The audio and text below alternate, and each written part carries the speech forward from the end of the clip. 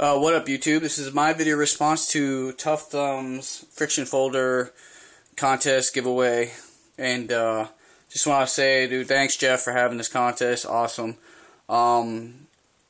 Getting something for free on YouTube or winning contests on YouTube, especially from a friend and a fellow YouTuber that you want to support, is awesome.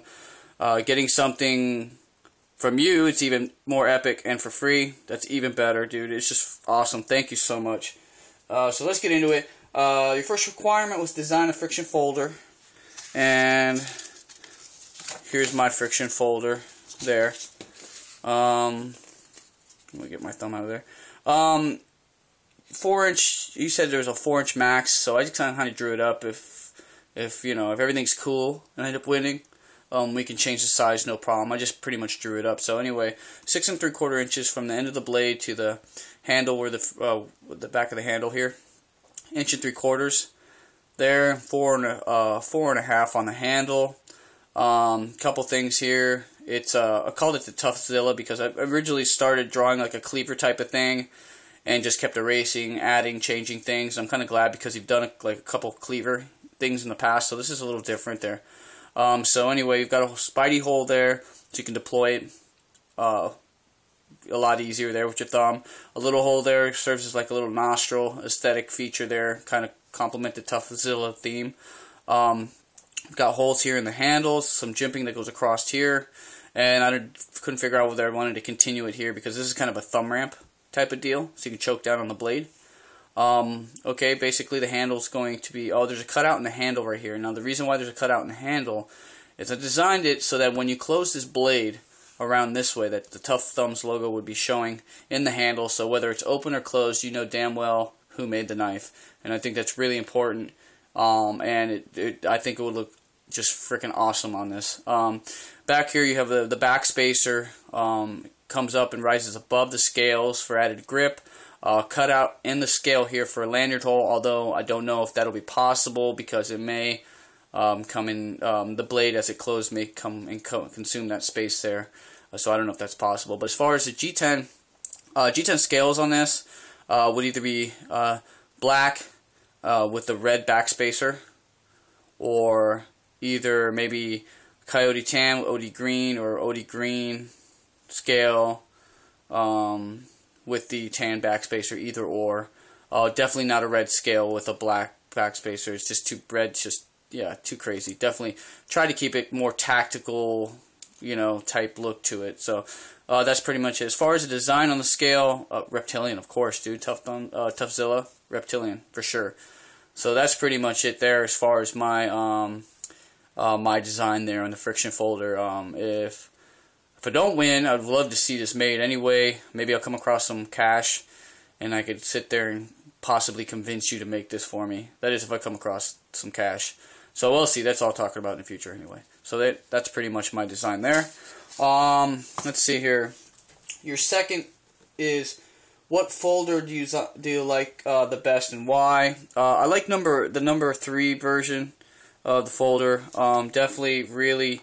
You put a lot of thought into it, definitely really nice. Although number 3, excuse me, is probably my favorite, but number 4 is awesome too. The karambit, you've never done it before, I'd like to see it done. Really cool blade shape there, really cool knife, but I have to lean towards 3. Not really, I don't dislike the karambits, I just don't really like them too much. Well, it's not like I don't like them too much. It's not, I haven't purchased one yet, or I haven't pulled the trigger on one. I've got a lot of other knives besides that, so there's probably a reason behind it. But I do like karambits, and because you haven't done it before, that would be really, really cool to see done. But number 3 still, as far as design features and whatnot, is my favorite. If those two knives are sitting left and right, and you were going to give me one of them, I would pick number 3 as opposed to number 4 for sure. So that's pretty much where I got my decision from. Favorite pimp job? Let me see here. My favorite pimp job would have to be, I'd have to say it would have to be Carter's, that Emerson conversion frame lock. By far, Carter's such a lucky son of a bitch, but he's a good guy and he deserves it. So, but definitely when you had got the frame lock in there, and I'm not even a fan. I would never buy an Emerson. I just don't like the way they look. but that knife is badass. I can't take it away from it. It's badass. So for sure. Although I have seen the rock lobsters, that you've done pimp job on that was awesome, and you know, there's so much that, you know, I went through, and I just went through all your videos and just was like, that's badass, that's badass. Although I wish that the Boker Plus S2 that you did with the carbon fiber turned out wasn't such a pain in the ass for you, because that is nice. I mean, the Sniper Blade Works collaboration, such a nice shaped blade, and the carbon fiber on there just complemented so nice. And then you did the Spidey hole right there, icing on the cake. It sucks that you had such a problem with the screws, and it wasn't your fault. It was fucking Boker's fault, of course, because these screws are so freaking microscopic and they break. Although I was thinking of sending this to you to have it pimped, but I wouldn't do that to you, dude. It just, I wouldn't do that to you, man. Freaking, it's just, I mean, I would love to have this pimped, for sure, but as much trouble as it gives you, I wouldn't do it. It's not worth it to me to give you that much of a headache to it. But yeah, that would probably be one. If it would have turned out, I mean, the design and the pimpage is awesome. Everything you had to do with that knife made it an epic pimp for sure. It's just the fact that those stupid screws. But yeah, the Spidey hole and the carbon fiber complement this blade, bring this to the next level for sure. So yeah, that would definitely be my favorite pimp. Between Carter's, the frame lock conversion on Carter's Emerson, that was fucking awesome. A couple rock lobsters you did were really, really crazy. So yeah, definitely really hard. That's definitely that question right there was probably one of the harder things I had to do as far as your qualifications to try to go through. So anyway, next, favorite knife maker / modder on YouTube. All right. You're my favorite modder as far as scales or whatnot. You get your hands on a lot of different stuff. You're exposed to a lot of different things, and you put out videos all the time. So there's definitely more exposure to your talents for sure.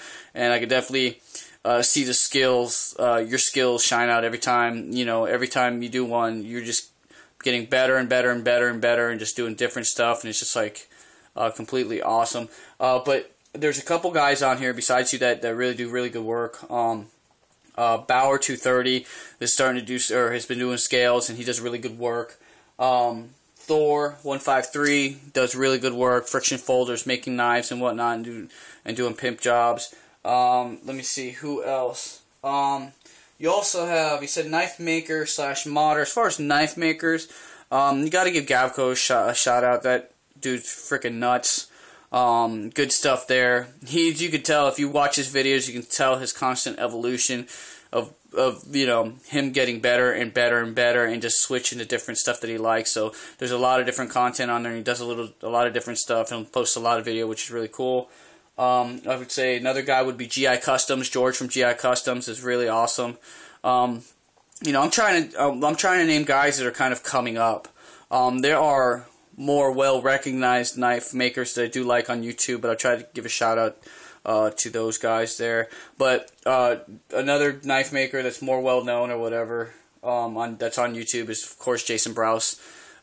Dude, freaking awesome designs, and the fact that he did collaboration with you was really cool. So, yeah, that was really awesome. So that's that qualification. Now, this is my third time doing this stupid video because I keep forgetting stuff and messing up stuff, and people barging in and interrupting me and stuff, and I hope it doesn't, well, if this ends up being on YouTube, you know I finally nailed it. So anyway, the next one is, what color G10 would you like to see made? Definitely the Tiger Stripe version, Tiger Stripe G10 version in OD green and an orange. Definitely. Two contrasting colors would look really, really cool. I don't know if they've made that yet. Or, let me see, or a purple and gray G10. Something like that. Definitely really cool contrasting color. Or, and Tiger Stripe version of a G10, instead of using two colors, having multiple colors. I believe they have, they have that one multicolor, what the hell do they call it? Camo G10 multi-layer deal, which looks pretty good. I think it's like OD green, tan, OD OD green, tan, and black or something. It's a multiple layer that looks pretty cool too. But definitely, like, you know, like the green incorporated with the orange, I think would look really good. Red and gray G10, I think would freaking be awesome. Red and gray G10, that would be really smooth. Or a red and tan G10 too. Anything with contrasting that tiger, man. Just I think that when they mix it up and that tiger just shows the depths of a. You could really, you know, if you're doing, you know, reptilian pattern, Anzo, whatever, the depths and how the grain looks in that look really cool with the tiger stripe, and having that in other colors besides your basic red and black, blue and black, and stuff like that. They need to come out with more stuff like that for sure. Okay, so that's that. Draw or show what you think Anonymous looks like. Well, I was gonna do. My first idea when I was thinking of Anonymous. For some reason, I thought of Greedo from Star Wars, and I was gonna do that, but I had called you on the phone and kind of spilled the beans on that one, so I kind of don't want to use that. That way, this is a surprise for you. And you know, I was gonna draw a picture of Alexander Dietz because everybody knows that's who Anonymous really is. But I don't know what Alexander Dietz looks like. So you just should have just wrote that, draw a picture of Alexander Dietz. No, I'm just kidding. We know he's not Alexander Dietz. So here you go. This is my rendition of Anonymous. I picture Anonymous being like an ex-military dude that, you know, just ain't right after service, you know, on the edge. He's got this big, giant, you know, old school house and stuff, and you know, and he's just got knives and guns and stuff tucked into, like, you know, kitchen cupboards and in microwaves and stuff and dishwashers and underneath the couch and stuff, and just a really old school weathered military dude that's just way over there. Kind of reminds me of, I don't know if you guys watch any Cheech and Chong movies, but like Strawberry on Cheech and Chong, the Cheech and Chong movie, who's all like, dude, you know, flipping out on Charlie and stuff like that. Yeah, that's what I kind of thought of. And I'll just go over the picture for you. Kind of holding a big-ass frickin' knife right here, a little swedge, something he grinded himself. A tactical compass-type watch. You know, a couple grenades. And they're not really like, you know, show grenades. They're like real grenades, and like he sleeps with them and stuff with his vest and stuff like that. You know, he's got an extra survival knife right here, you know, on his Molly gear. Some dog tags. Of course, frickin' ninja sword on the back, and a frickin', you know, kind of like a, a Lord of the Rings type hatchet strapped to his back, maybe Conan the Barbarian hatchet or something like that. As far as his face goes, like big, burly, frickin' cheeked out bones or whatever, because he doesn't put dip on one side and one cheek, he puts dip in two cheeks, you know, kind of burly. Big, giant John Travolta butt cheek chin right there, you know. All hard and a little, I don't know if you can see it, but there's like stubblies all over the place. And that's the only, you know, that's the only place he can grow hair, because he's had so many scars and burns and stuff on his face, because that's the only place that hair will grow still. Gritting teeth, a little scar right here, you know. He never pulled the stitches out, he just left them in because he thought he looked cool. His hair is all like super thinned out and wiry, and not, you know, just crazy looking. His eyes, he's not cross-eyed. He's had his eyes, he's so freaking trained that one eye's looking forward and the other eye's like looking for enemies in the bushes over here. So you can never get one in on him, you know? He's just always watching around. He's looking forward, but he's like looking at you the whole time. So that's pretty much it. Definitely the ninja sword, you know, tactical vest and all this other stuff. Big burly knife, just holding on to it. Just, you know, all crazy, you know, ex-military dude, you know, like Nam and stuff. So, yeah, that's pretty much what comes to mind when I think of Anonymous there. Yeah. Definitely Anonymous. If I drew a picture of Alexander Dietz, it wouldn't look like this. This is definitely just Anonymous. So anyway, that's it. Anonymous. Look into Anonymous's eyes. Yeah, just fucked up. Anyway, alright. Anyway, enough of that. Production knife I'm looking forward to. Let me see here. I've been looking forward to, and I've been checking on the website like all the time for that Kershaw Zero, that collaboration with Hinder, and it's supposed to be out already. It's supposed to be out like months ago, and really interested. It's like a $34 Hinder collaboration with Kershaw frame lock. I mean, that looks pretty cool. It's a smaller knife, so yeah. Let me see here. Let me see, whatever. Okay, and on top of that, there's a handful of Spyderco knives that I've been wanting to death, or I'm anticipating coming out. Although I'm so broke, I probably won't even be able to afford them. I'm still anticipating them. The Spyderco Shemp Tough, it's got a really cool design to it. I don't know, maybe I'll just show you here. The Shemp Tough, that looks really cool. Liking that. And then the Techno's awesome too. The flipper that they got coming out, which is at the Spyderco Ulysses, I think, looks really nice too. That looks really cool. Now ZT's got a bunch of stuff coming out too, and I've seen on a lot of these guys that posting the Blade Show videos, and those look really cool too. But I don't know the names of them offhand, so I'm sure, you know, ZT's coming out with some stuff, and that's pretty much it. Just like, there's a lot of really cool stuff coming out from all the companies, and you know, there's a CRKT the Ken Onion Forsyth that I like a lot. I've actually seen a picture of that, and I'm hoping to see that sometime soon. That'd be really cool. So, besides that, show any mods you did or had done.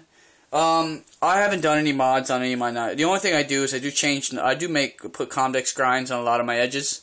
As far as mods I've had done, Bauer 230 did this Send Remove 710, and the crazy thing about it is I did the first 2 takes of this video. I was showing this or whatever, and then for some reason I looked at Juju's video, and he had kind of showcased his 710 that he won in the contest from Bauer 230. I don't think it's by accident that this is going to be the second time that you're probably going to see Bauer 230's work on there, because he does do good work. The black and blue G10 with a light stonewash on the blade and on the frame lock, really nice.